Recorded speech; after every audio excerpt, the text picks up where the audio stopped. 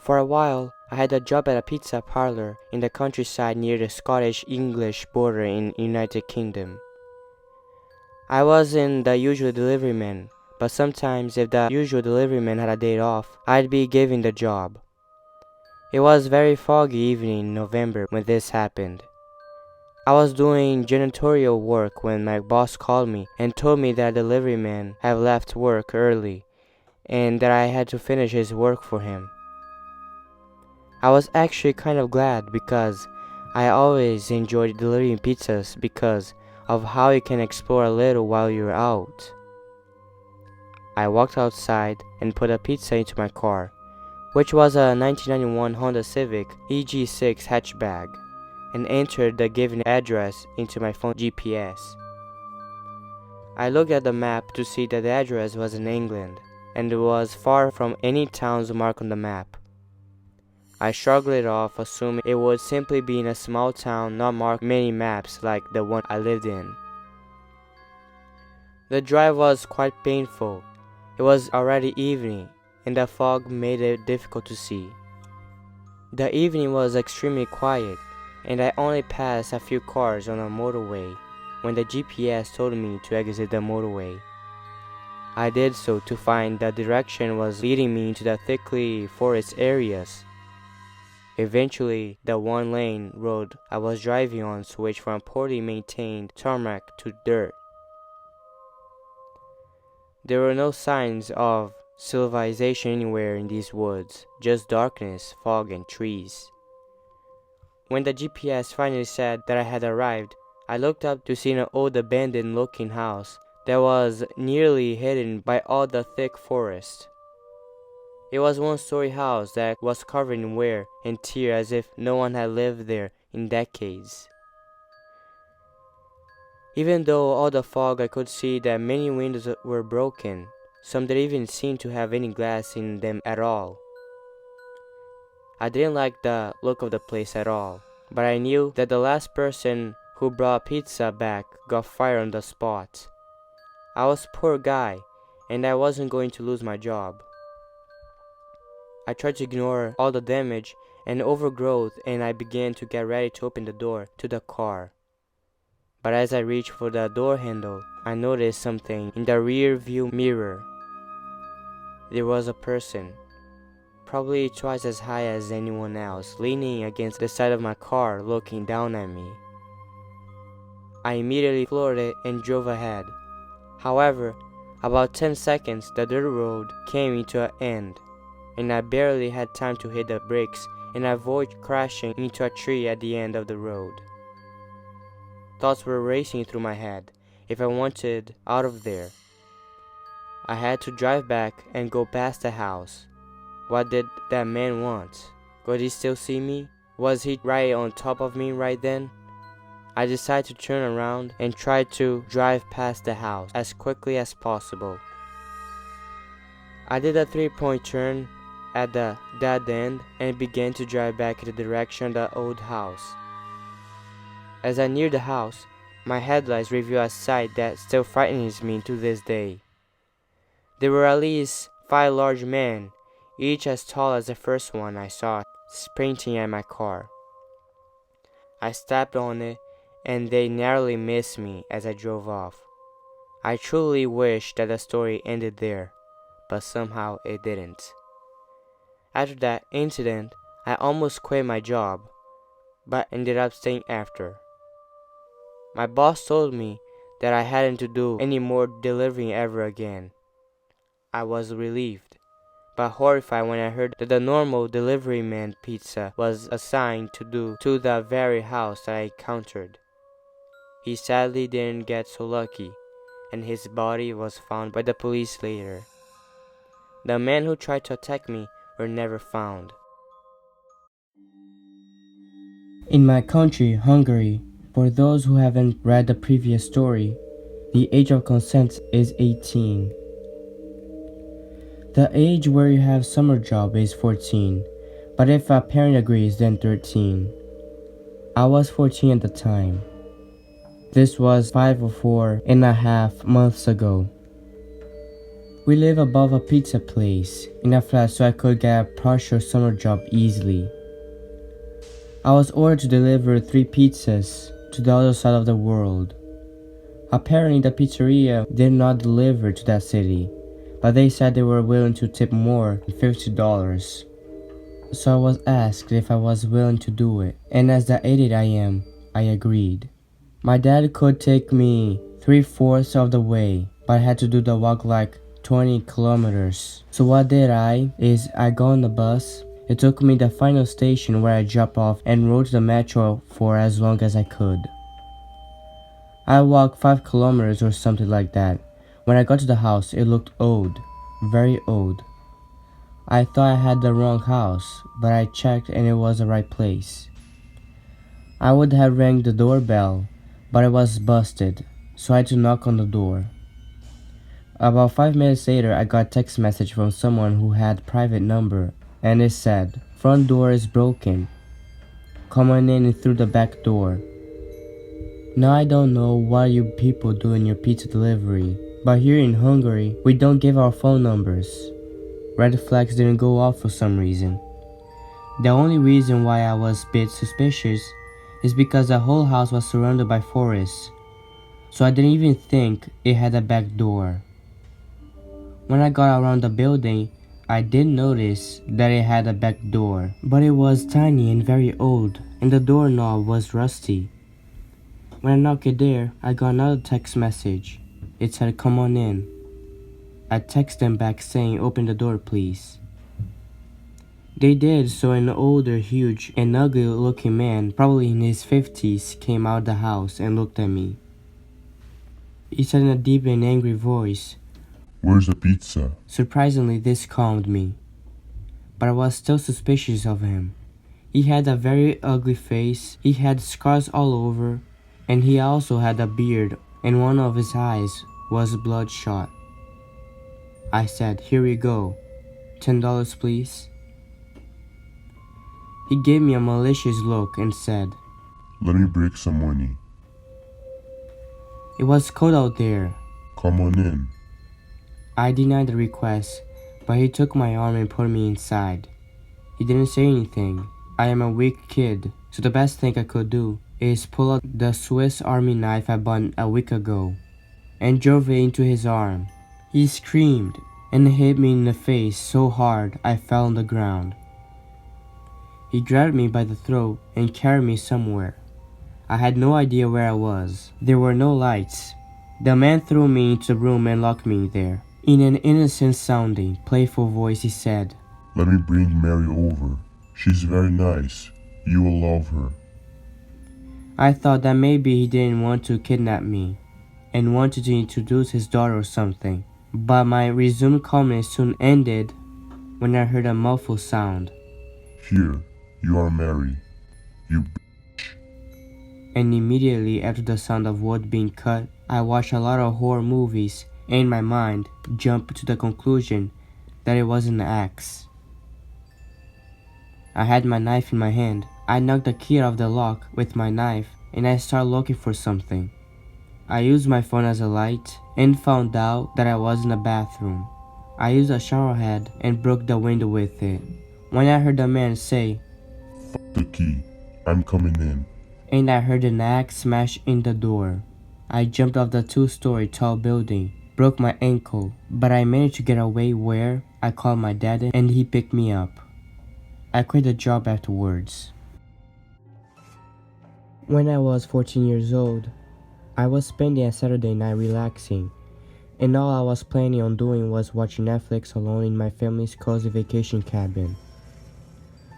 It was a small 2-bedroom cabin out in the country, which meant there's no houses for miles, but I liked the quiet. My parents were out on a date and were probably not going to get home until midnight or so, because all the roads were backed up due to a snowstorm. It was getting late, and I was waiting on a pizza I had ordered like an hour ago, and I was starting to wonder what was taking so long. Domino is too far away from me to do a delivery, but a buddy of mine was a manager there and it was usually pretty cool about letting it slide. I just figured it was taking a while because it was a pretty good drive and the roads were icy. I sat on the couch and decided that I was going to watch a horror movie on Netflix alone. After getting a bowl of popcorn, I hit play. When I was 5 minutes into the movie, I jumped to the sudden sound of the doorbell, realizing it was a pizza guy.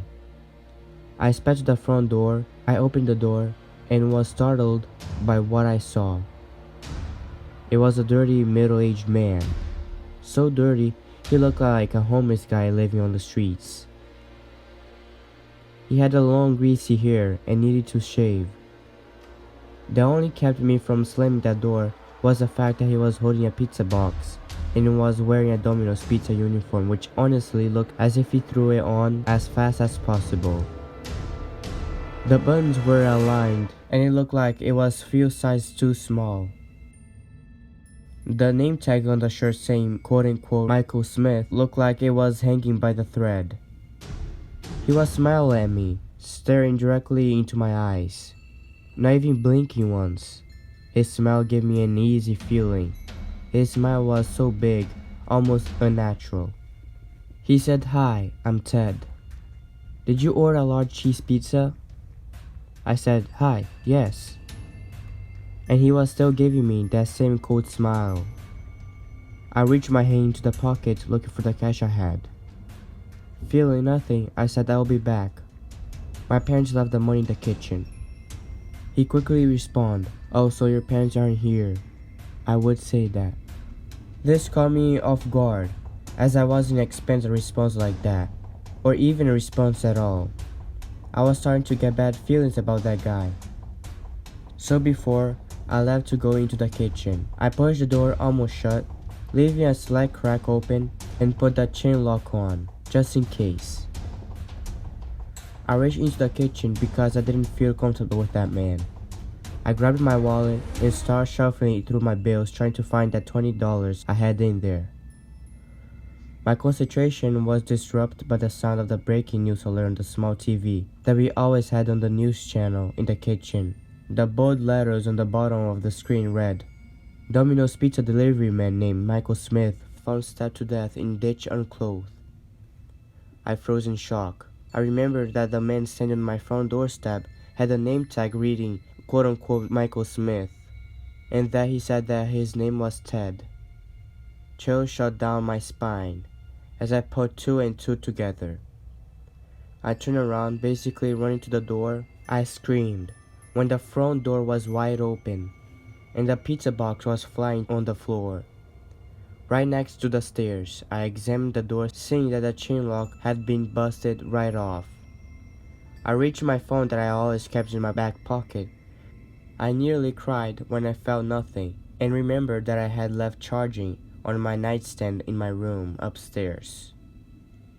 I started going through all my options I had. I couldn't just run into a snowstorm and run a mile to the nearest house. I couldn't hide until my parents got home. That would be hours from now. The only option I had was to get that phone upstairs and call 911. I felt like my heart was going to stop. I grabbed the biggest knife I could find. Not that I was going to be brave enough to use it anyway. My knees and hands were shaking as I slowly walked upstairs, trying not to make a sound. I got to the last step and I saw my room. The door was wide open. I started mentally preparing myself for what might happen as soon as I walked into that room. I tiptoed to the side of the door, making sure that I was invisible to whoever was inside. I peered my head into the room. Nothing. No creepy killer standing in the middle of the room with an axe. In fact, the room was just as I had left it.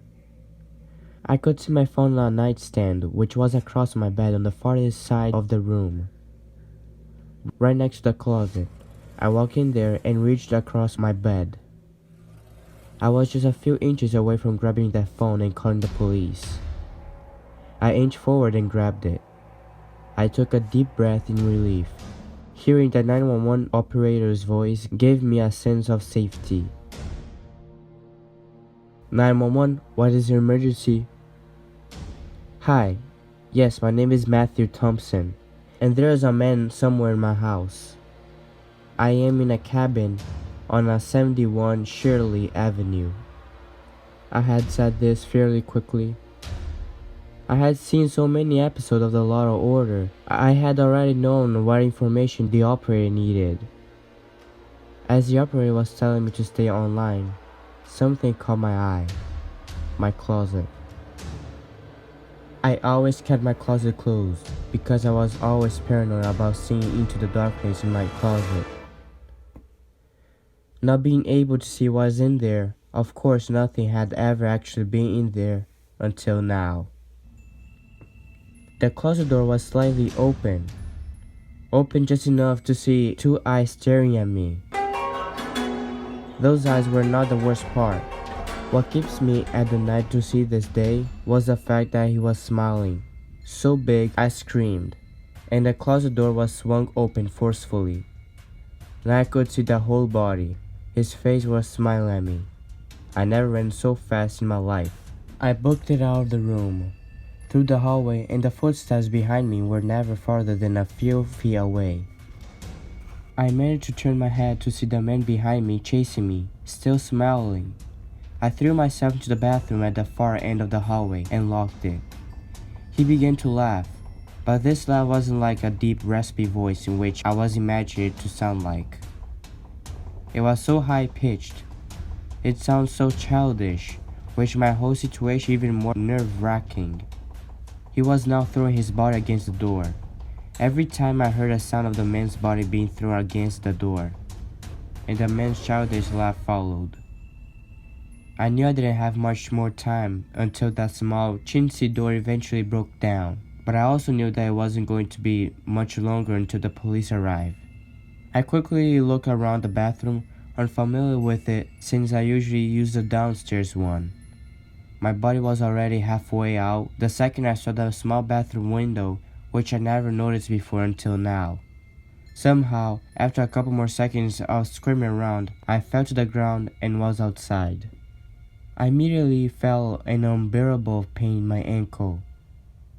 Struggling to stand up and trying to make a run for it, I realized that I was a dead man, as I could only get a few hops away from the cabin with the storm as strong as it was an hour ago. An hour ago, when I was fending for my life, when I was watching that Netflix movie, not having a care in the world about anything, and now it was all going to come to an end. I sat down thinking about my 14 years of life, thinking of the last thing I said to my parents and my friends, think about the things I haven't done yet. I could still hear the man banging against that door followed by his laugh. I could hear the wooden door start to crack. Just a couple more tries and he was in. He immediately noticed the open window and knew I was outside. I knew it wouldn't take long for him to run out the front door to get where I was helplessly sitting. I kept looking back and forth to each side of the house, not knowing which side he was going to come from. I then saw him, peering his head over the side of my house, only making his smiling face visible. I screamed in fear as this man, still wearing that Domino's uniform, was tiptoeing to me. He was tiptoeing like in a cartoon, making his steps really dramatic. This frightened me as I began to realize how insane this man really was. He was about 5 feet away from me when I heard the beautiful sound of the police sirens. This could not have been a better time for the police to show up, because as soon as the man heard the sirens, he gave one last look at me, smiled and waved. And as he ran off into the woods, over the loud sound of the wind, I swear I could hear the men laughing. When the cops eventually pulled into my driveway, I crawled towards them, inch by inch, waving my arms in the air, catching their attention.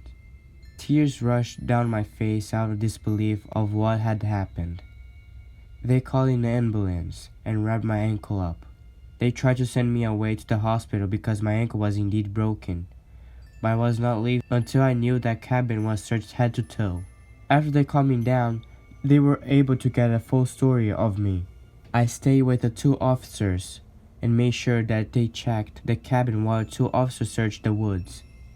By this time it was basically pitch black, and my parents finally arrived. After a long thorough search, there was no sign of the man.